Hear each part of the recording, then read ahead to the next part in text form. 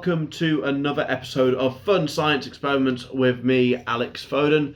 I am here on behalf of Non-Stop Kids Entertainment, and I'm going to be showing you some cool stuff we can do in the kitchen today. I'm going to show you something with fire, which is dangerous, and you should make sure that you get an adult to do it with you. And I'm going to show you how to make some Play-Doh, which is, again, it's going to need a cooker. So you're going to need to make sure that you've got an adult with you to help you for everything that we're going to be doing in this. So let's jump straight into it. The first thing we're going to be doing is something with an egg. Now we need to use a hard-boiled egg, and one of these is hard-boiled and one of them is not. I'm going to show you how to tell the difference between a hard-boiled egg and a non-hard-boiled egg, and then we're going to do something really cool with some fire and the hard-boiled egg, okay? So they look pretty much identical if you ask me. Until we spin them. This one spins like a like a spinning top. This one doesn't at all. It wobbles, it goes off, and it stops. This one spins. This one doesn't. And the reason for that is this one is hard boiled. The one that spins is hard boiled, and it's just one solid mass. Whereas this has got lots of liquid sloshing around inside of it, and that's what causes it to move and stop spinning.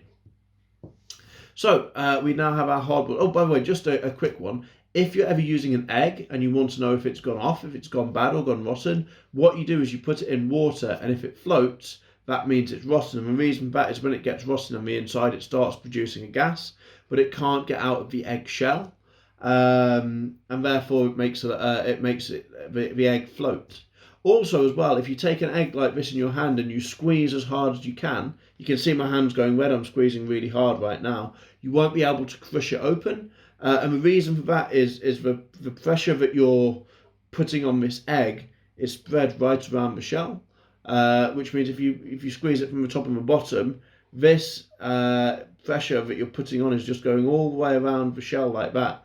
And it's not actually doing anything. It's not pushing down. You can't push in from the sides and in from the top. You can't squeeze it. You have to actually hit it and break the shell. Because when you break the shell, you can then crush it because there's like a point where there's lots of stress.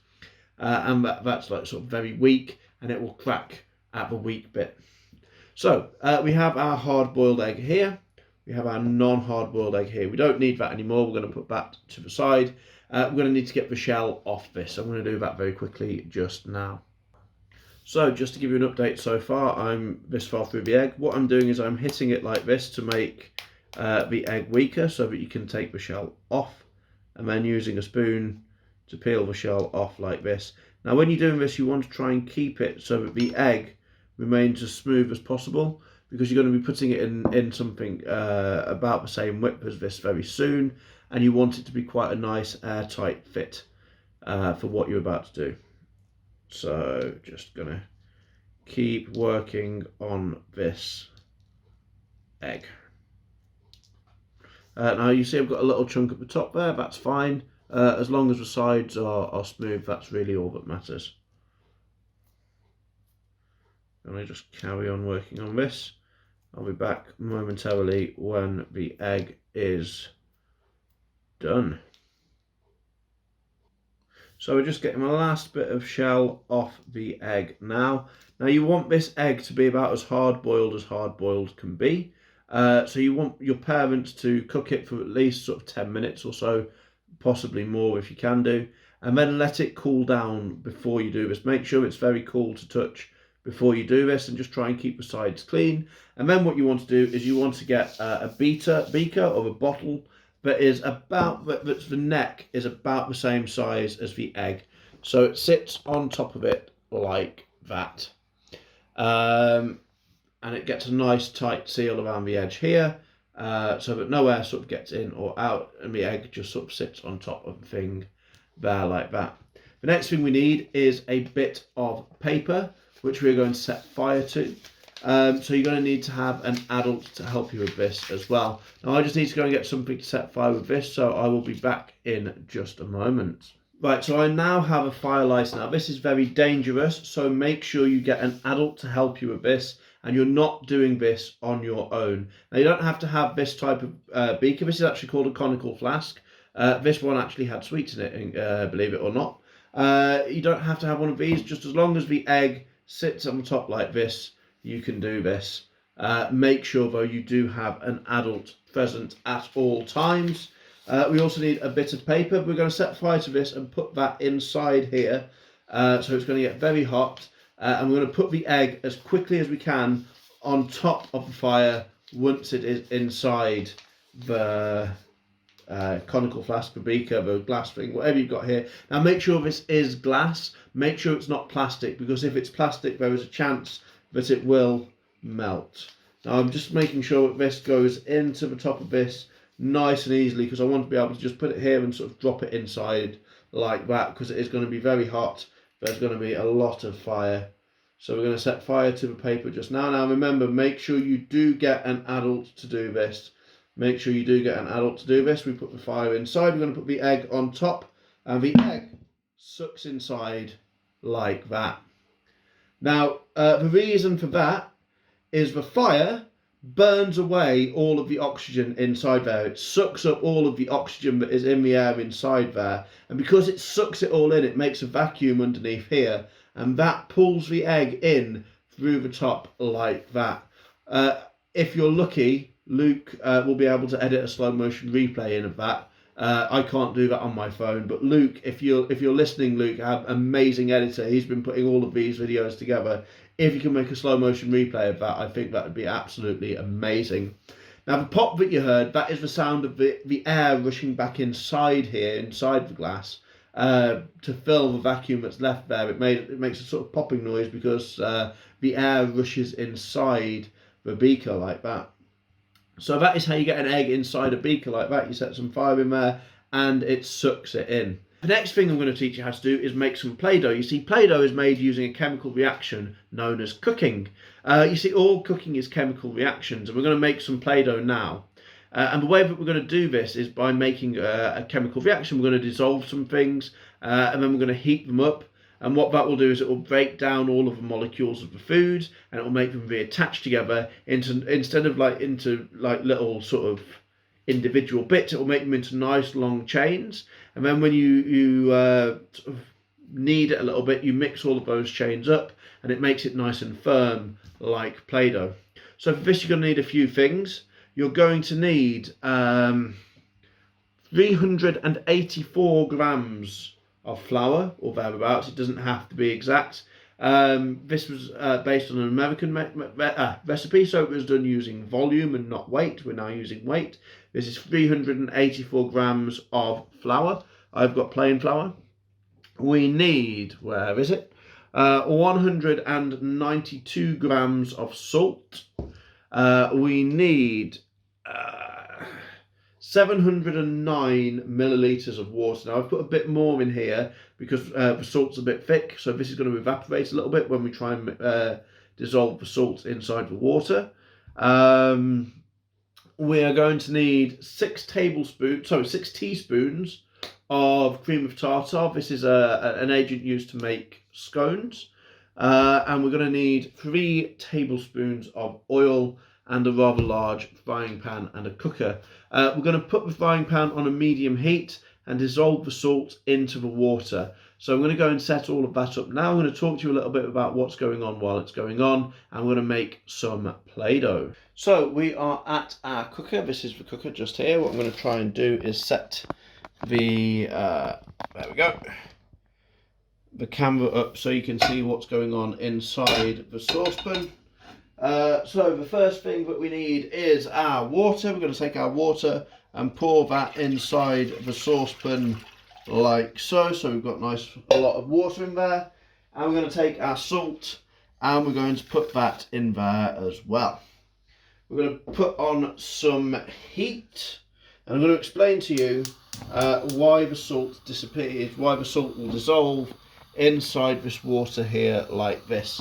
So basically, as you probably know, there's 3 different states of matter. 3 different states in which things exist, and that is solid, liquid and gas. Now the salt here is a solid, which means that all of the atoms, all of the molecules inside the salt are packed together really, really tightly so that they can't move. Now the water is a liquid, and that means that all of the molecules in the water, all the atoms in the water, are sort of loose and they can move around a little bit. And what we're doing now is we're dissolving the salt in the water, and what that's doing is it's making all of the salt molecules go in between all of the water molecules. And that separates them up and it makes them easier to form into the chains that we're going to need later. So we only need this on a medium heat, so I'm going to turn the flame down a little bit because we don't want the water too hot. I'm going to carry on dissolving the salt and I'll be back when it has all dissolved. Right, I am back and all of the salt is just about dissolved. Now the reason why we've done this with hot water or warm water is because that makes the molecules in the water more excited and it makes them move around a lot more.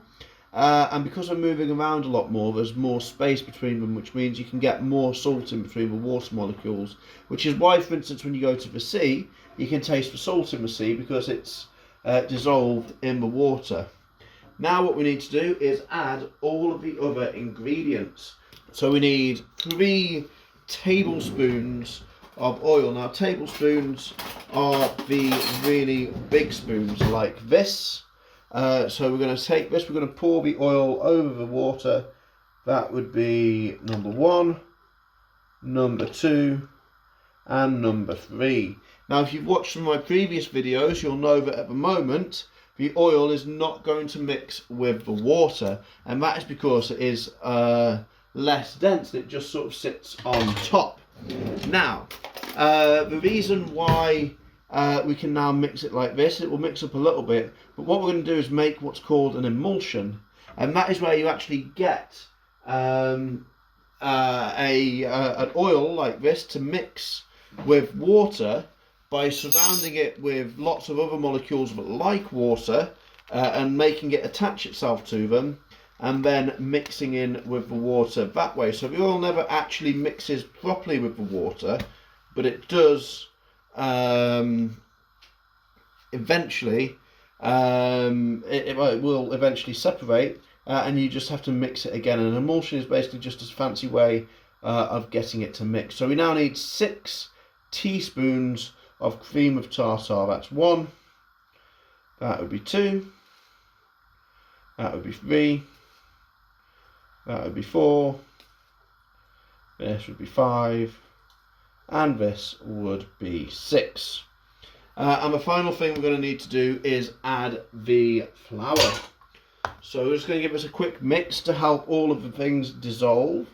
And the heat and the mixing is eventually going to cause all of the ingredients here to not only dissolve, but to actually physically bond and attach themselves permanently, excuse me, to all of the other molecules in here. So we're going to add our flour. We're going to add it a bit at a time, I think.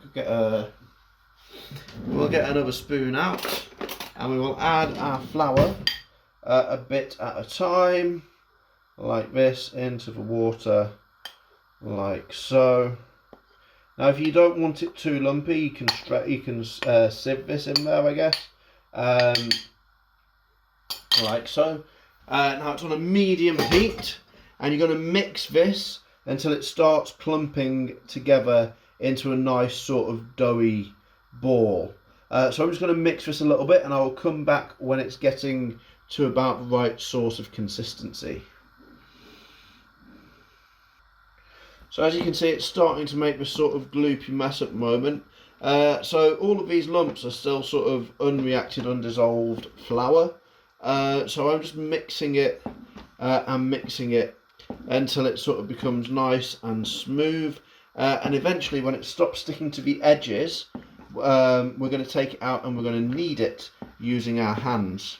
But for now, because it's still sort of sticking to the edges in places, we're just going to keep mixing it like this, keep stirring it over itself, mixing it like this, making sure that we give all of the ingredients a good mix, because this will help them react faster and become Play-Doh more quickly.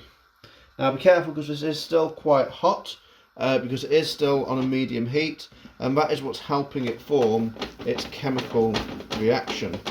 So we're going to keep mixing for a little bit longer. We're going to take it out, let it cool down, and then start kneading it. So, right, so that it doesn't burn or actually start cooking, I'm going to mix it over like this, and I think it's about ready to start coming out and kneading. And that means we're basically going to work out all of the long molecules that will now be forming, and we're going to make it nice and thick like Play-Doh. So we're going to take it out, we're going to put it on a work surface. I'm going to flour the work surface first so that it doesn't stick to that. So I have now floured the work surface. I'm going to take our Play-Doh dough and plonk it out there. Now you should get it so that it doesn't stick to the bottom of the pan, and you have got a nice big chunk of dough. Let it cool down, because otherwise it's going to burn you. And when it's cooled down, we're going to knead it. And that's like you make bread. So I'm just going to quickly show you now. We're going to take it and we're going to knead it like this. I'm going to just let it cool down so that I don't burn myself. And we'll come back in a few minutes when it's cool. Okay, we are back. What I've done is I've laid it out as flat as I possibly can. This will let it cool down because there's more of it to actually let the heat off. But what I'm going to do now is just roll it back up again and start working it. You see it's now cool enough. It's still warm, but it's now cool enough for me to work it, and we're just going to knead it like this. And the reason we're doing this is we're taking now all of the long chains and we're sort of scrunching them up, we're mixing them together, and it is making the dough harder, because imagine like the molecules in this are like your earphone cables. If you still have cables for your earphones and you don't have the fancy wireless ones, if you still have wires for them, you put them in your pocket and it all gets mixed up and tangled up, and that's basically what we're doing with the molecules here now. We're tangling up the molecules so it will make a nice big sturdy ball instead of a gloopy mess like we had when we took it out of the pan. We're going to make it nice and thick and sturdy, and you really want to get your hands in here like this, really just beat it, and you can pick it up and you can throw it down like this. There we go. It's quite satisfying actually. Just get it into a nice big doughy ball, and eventually what you're going to do, you're going to work it to a point where it feels exactly like Play-Doh, and that will be because all of the long molecules have got really mixed up like your earphone cables. Just keep mixing it like this. There we go, keep mixing and hit it like this if you want to. You really can be quite rough with it. It's just like kneading bread dough, like that. There we go.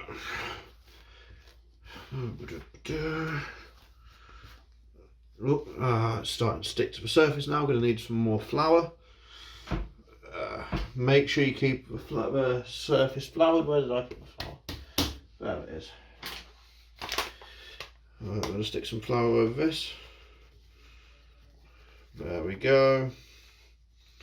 Make sure you keep the surface nice and floured so that nothing sticks to the surface like has happened here.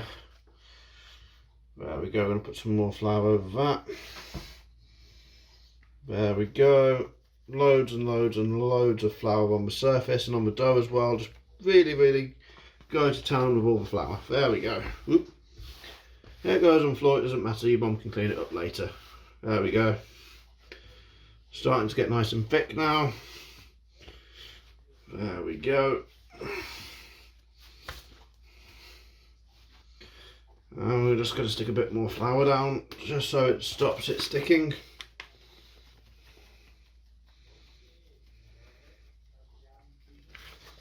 And I'm going to keep going. And I'm going to keep doing this basically until it resembles Play-Doh, so I'll be back when it does.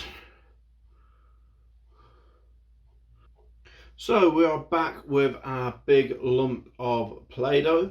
I'm going to just take a little bit like this, I think, and I'm going to roll it into a ball. And what I'm going to do is show you how you can maybe even colour this as well. So if you want, what you can do is you can take some of your food colouring that you probably have from when we made volcanoes or the lava lamp. and you can put a little tiny droplet. Don't put too much, just in the middle of the flour there, in the middle of the dough even, sorry. And you're going to sort of work it in ever so slowly like this. Be careful not to get any on your hands or on your clothes. And you're just going to work it in ever so slowly like that. That's it. And mix it in. On the floor. Mix it in with the dough. And then you can put a little bit more in and a little bit more in. And eventually you're going to colour your dough the colour that you're using. Now the reason why this colours the dough is because the chemicals in this absorb different colours of light. You see, white light is made up of lots of different colours. It's made up of all the colours of the rainbow, actually. In fact, that's what you're seeing when you see a rainbow. You're seeing white light split into lots of different colours. And the reason why this looks blue is because the chemicals absorb all of the colours of light apart from the blue ones. They reflect the blue ones, and that's why it looks blue. But that means you can mix things like, there we go, we're starting to get a bit of a nice blue Play-Doh here. But if you then get, say, a red Play-Doh, you can mix it with the blue Play-Doh and you'll have a purple Play-Doh. And what I think you should do maybe is find lots of different colours of Play-Doh and have a go at mixing them together and see what colours you can find, what colours you can come up with. Now parents, this Play-Doh, it should last about 3 months if you keep it in like a Tupperware container. If you keep it in a Tupperware container, it will last about 3 months and your kids will be able to play with it, and you'll save yourself loads of money on Play-Doh. So I'm just going to get this a little bit more blue and then I'm going to leave the video there. Let's just, there we go, turn that in there. There we go. As you can see, we're starting to get a nice blue colour, and you're going to really want to mix that food colouring in with the dough, and that obviously makes it absorb all of the light except for the blue, which it reflects. And the more you play with it, the more Play-Doh like it will get, like that.